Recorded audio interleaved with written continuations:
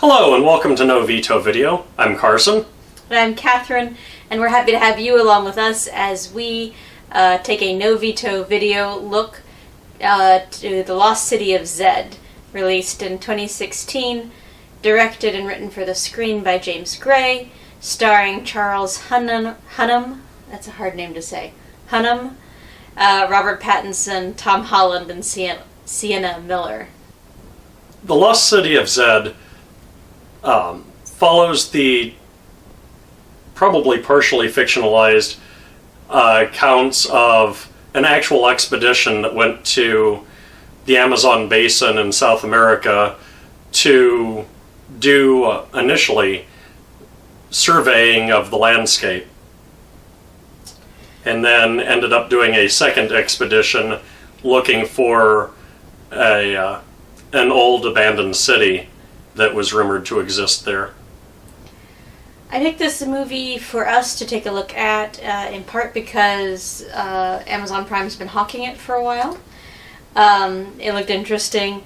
And also, another piece of criticism that I read was talking about somebody's excellent performance in this movie, and I couldn't remember whose it was. In fact, I couldn't even remember that this actor was in the film until I recognized him about 2/3 of the way through. But it sounded interesting and worth checking out. We didn't know very much about the movie going into it, and so for us it really was a fresh watch as we kind of tried to figure out even what kind of movie it is that we were watching as we were going through it. Which I don't think is a knock on this film. I think it's just, you could come at this if you had watched the trailers thinking it might be something different than it turns out to be. So that makes me wonder, what kind of movie do you think it is? Well, going into it, I had never even heard of the movie. I hadn't seen any trailers or anything. I had no idea what to expect. By the name, it could be a fantasy, it could be something... Carson thought it was anime for a while. It could have been something related to zombies, like World War Z, or the Zombie Survival Handbook, or where a lot of fiction zombies are just referred to as Zs or Zs. So I had absolutely no idea. And then when it started, I hadn't realized that this was based on true accounts, and didn't for some time into the movie. It's explicitly stated at the end. Just, in case you still haven't figured it out by then. But I think it covered a history fairly well, in that we were seeing, well, not seeing literally, but we were exposed to newspaper clippings and what the news was saying about both the British expedition that went down, as well as expeditions from the Americans and some other countries. I think it does a nice job of keeping you kind of grounded in what's happening in world history. Yeah. It begins with the main character being involved in basically preparations for a gala for a prominent figure from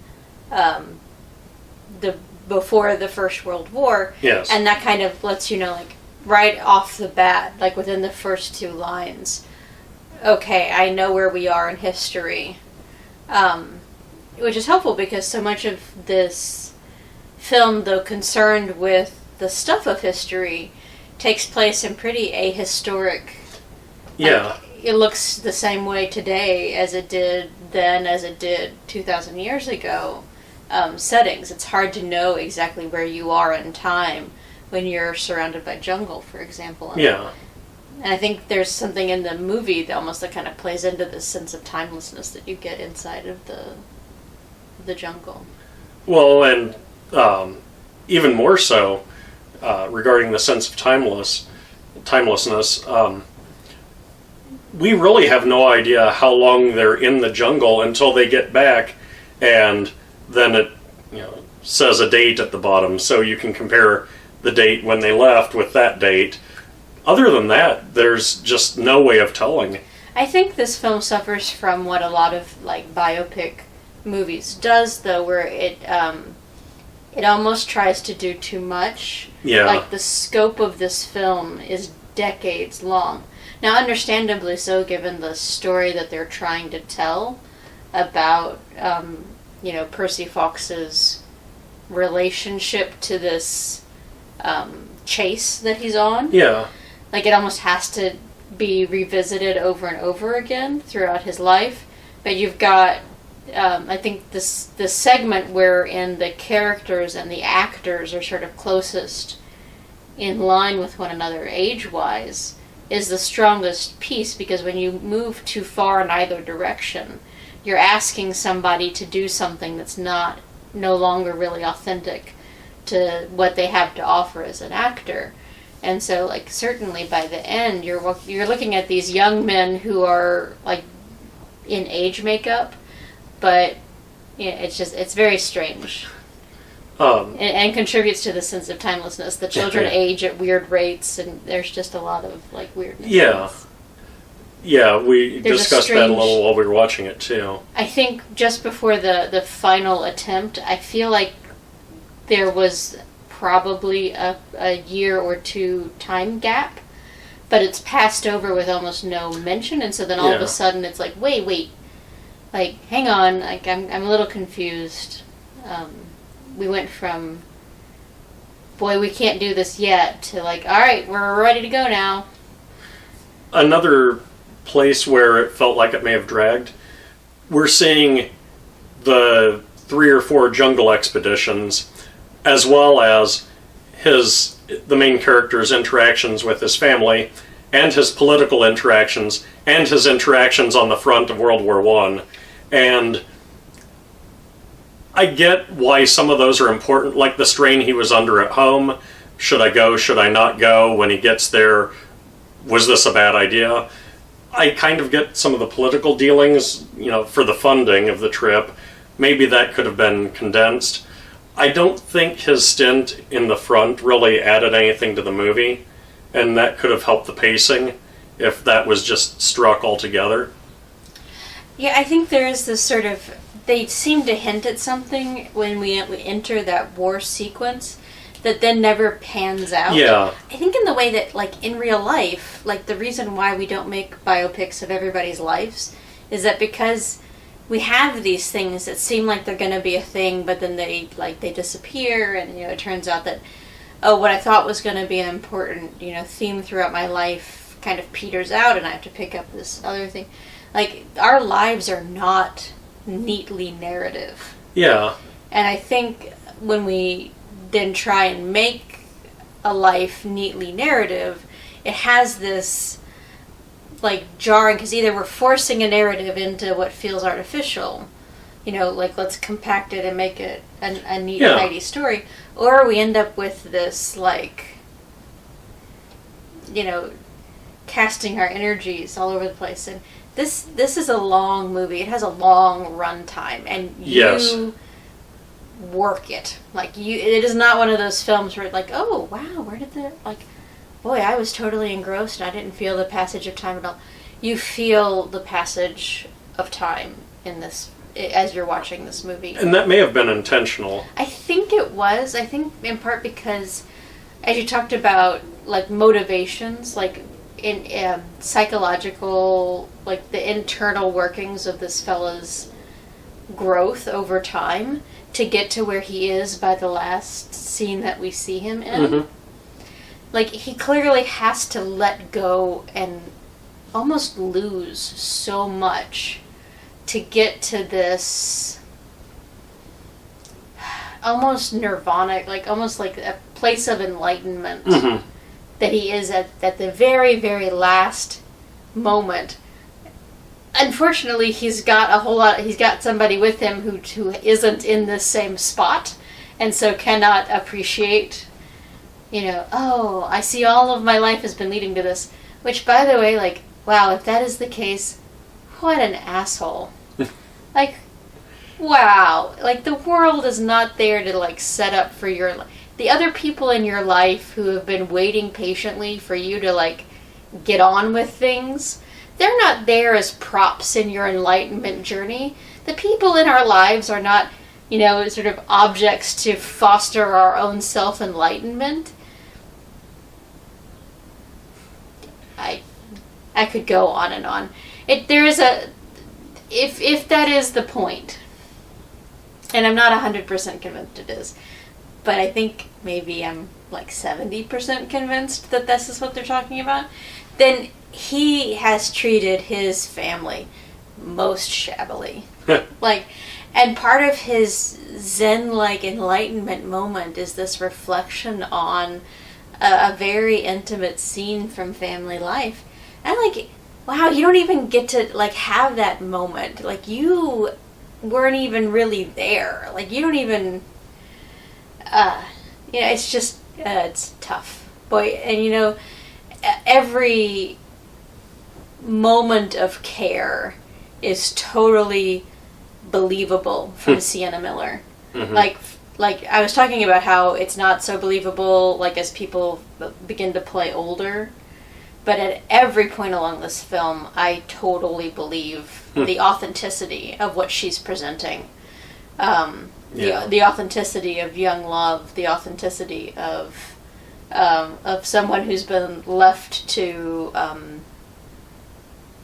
do the work of a whole family by herself. That always felt like totally on. I've been ranting. I'm going to let Carson talk now. I want to jump back to one thing I said earlier. I don't think there was one important thing in the war scenes. But I think they could have just mentioned that. Like, we could have cut to that scene and skipped everything prior to it. Or even skipped all of that scene and jumped to when he got back from the war and covered it then, which they also did. I don't think we needed any of the time in the trenches, but that one portion of it was still important to the plot. It just didn't need to be... We didn't need to see everything that led up to it. And yeah, you're right, the age progressions did... we knew they were going to have a baby before he went to the jungle, and he came back, and this child was still like in arms. Yeah, and like not like a little bit either. This was clearly still a baby, but he'd been gone 2 years. There is no way. I was so confused, unless he wasn't gone as long as they thought he was going. Like, well, I mean, the dates at the bottom said he was gone 2 years. Yeah, tracking the timeline of this film. And it seems like it's one of those, why are we picking on this? We're picking on this because it's hard enough to figure out where you are in this film. And when there's a sloppy indicator, yeah, then it throws all sorts of things off. It actually, I would have forgiven it, though, if they had framed the film in this way. That the entirety of the action of the film was the last outing. Yeah. And that there were these vignettes from his memory of all of the other things that had led to this expedition. And then we would say, oh, unreliable narrator. But it really felt like the first outing was the important one, and everything was framed in the light of the first one. At least to me. Yeah, I don't know. It was always, I want to get back to the sense of discovery I had the first time. It wasn't all framed in light of the last one and looking back. Yeah. And you're right, if it had been, then... I mean, I'm thinking as far as like how you might have made this more tidily like narrative, yeah, too. Like, we would have understood this as a series of flashbacks as a fella, attempts to fulfill a lifelong dream. But,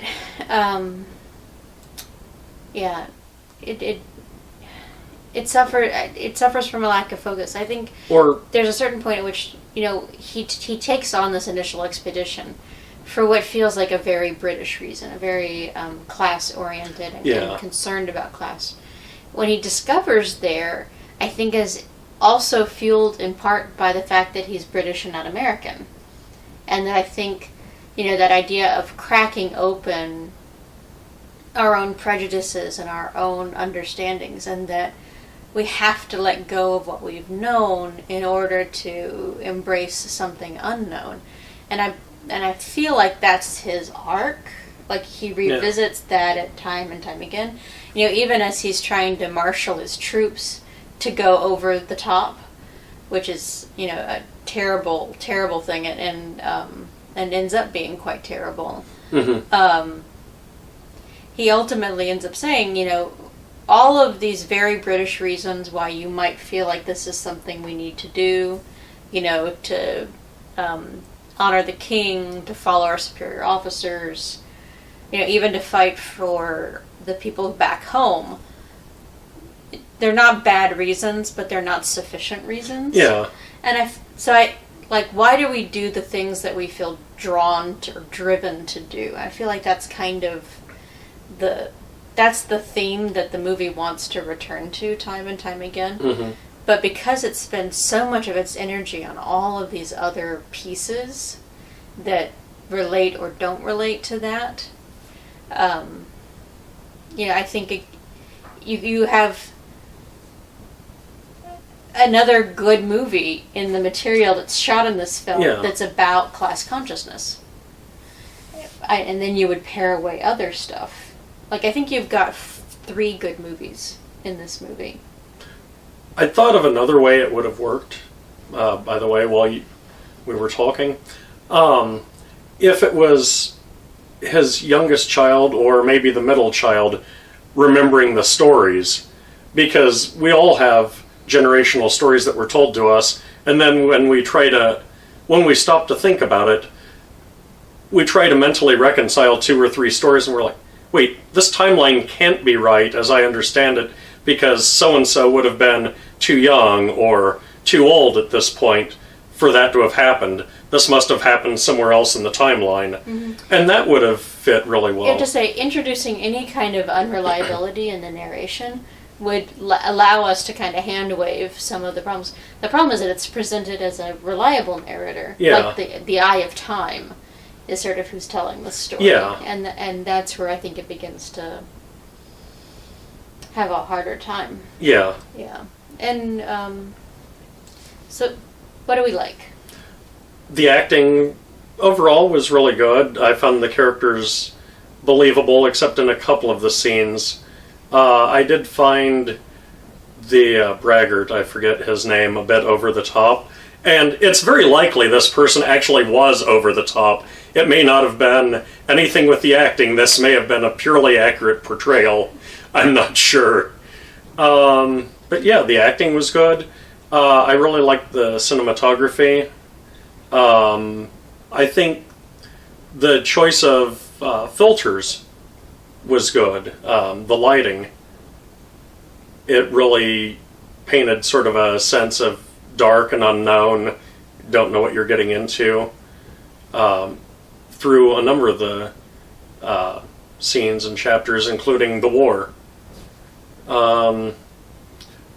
So, yeah, all the technicals were great on this. Actually, I want to lift up specifically Robert Pattinson, who is so inhabiting the veins and sinews of this character that he is nigh unrecognizable through section of this film, and until you kind of go like, wait, I feel like we know this guy too. His early career, the movies that he made as sort of a young man, the Harry Potter movie and the Twilight movies, really leans on just how attractive he is. That he's one of God's blessed creatures who was put together in a particularly symmetrical way. But in this film, he's not relying on that at all, and so you get this sense of like a kind of a goofy guy who's competent, but also just a little bit off. And it's a lot of... I always like it when somebody who's often sort of relegated to romantic leads gets to play a fun character role. And we often like to see it go the other way, too, where a character actor gets to play a romantic lead. But I think there's something uninteresting, honestly, in the vast majority of those roles. I mean, they're terribly attractive, someone else finds them attractive, they are attracted to one another at the end. what is there to do there after you've seen it done a couple of times. Yeah. But I thought he did an excellent job, and did a really nice job. So yeah, my two standout performances are definitely from Sienna Miller and from Robert Pattinson. Yeah. So what are your takeaways? I think this highlights for me the necessity, especially if you're going to be the writer and the director, to have somebody on your team who will really make you edit. Yeah. I think this is a fine film, and I kind of scrolled through the reviews on IMDb, which it's like reading Facebook comments. You just shouldn't do it. And a lot of people are saying, like, oh, this is the most boring movie ever made, blah, blah, blah, blah. Of course it's not. Of course it's not. But I think it definitely does suffer from a lack of focus, and it makes you feel like this might be a boring movie, when in fact all it is a movie that has almost too many good things going on in it, and because you're trying to chase all the rabbits, you lose them all. For me, pacing was a real problem in this. It wasn't hard to sit through per se, but if I keep looking over at the clock going, wait, how far are we in this and how long has it got to go? There's a definite problem, which you've also touched on. But I wanted to add something you mentioned earlier about the class consciousness and some other things that were in there. There were a number of really important themes being discussed that almost felt like they glossed over, and they could have probably made these a little more explicit. I don't want them to go all soapboxy like some movies do, but I feel like a lot of them were completely lost. There's another really good movie in here about the inherent racism of, like, Western exploration. Yeah. That would be an excellent movie as well. We really don't get a sense of that movie. I think they did touch on that more. I think that was more explicit than some of the classism and some of the other issues. But yes, you're right. That could have been a whole nother... Sins of the Father, another excellent movie that we could have had with the footage they've already shot. Yeah. With just a slightly different editorial focus. So yeah, that's my... It sounds like it's both of our takeaways. Yeah. Yeah. And yet, I'm going to tentatively recommend this film. I think there's enough good going on in it. I would just say, like, know that you're going to be buckled in for kind of a long sit. Yeah, it was definitely a good movie. It had some flaws. There were editing issues. Nothing to do with any of the filming, any of the acting, any of the script writing even, or the direction. It just needed to be edited after it was filmed. And maybe broken into two movies saying different things. Yeah, I don't know. Yeah. All right. So that's our thoughts. If you would like to elaborate on anything that we've said but you don't feel we've covered in depth enough, please leave it down in the comments. If you just hated this movie or think the acting was bad, or if you liked the editing and think we're wrong on that, let us know in the comments. Or go over to novetovideo.com and let us know in the comments there. You can also find all of our back episodes there. And so if you have been watching along with us, you know that part of No Veto Video is a chance to suggest another film, either as a companion piece or like, boy, I wish I'd been watching this instead. We call it our override. And so, Carson, what's your override this week? Well, I often cheat and have two. I'm double cheating this time because one of them's a television series. Woo, cheater. So the double cheat is the old National Geographic television series of Jacques Cousteau. While it's not exploring the unknown aspects of the jungle, it's exploring the unknown aspects of the ocean. And it's still, to many of us, and definitely to the people at the time, just an uncharted territory that we don't know much about. My second is, if you want to see a movie based on true events that happens in a rainforest, the the documentary Gorilla, or the biopic Gorillas in the Mist, about Fosse's time with the mountain gorillas, is an excellent movie. It's a good movie. It's a good pick. Thank you. My pick takes us to South America, which is where chunks of this film are set. And I am recommending The Mission, starring Jeremy Irons and Robert De Niro. Kind of touches on some of the same themes about the follies of imperialism, and also you feel every minute like you will also feel the passage of time through that film. Another tough sit. So, yeah, and yet still worth checking out. So, Gorillas in the Mist, National Geographic with Jacques Cousteau, The Mission, and Lost City of Zed. So those are my recommendations for this week. Next time on No Veto Video, we'll be reviewing Viral, which you can find on Netflix. Okay. So thank you so much for being with us. We've enjoyed chatting this over with you. Do subscribe. It'll let you know when there's another video on its way. Buttons are somewhere around. And we'll see you next week. Until next time, goodbye. Goodbye.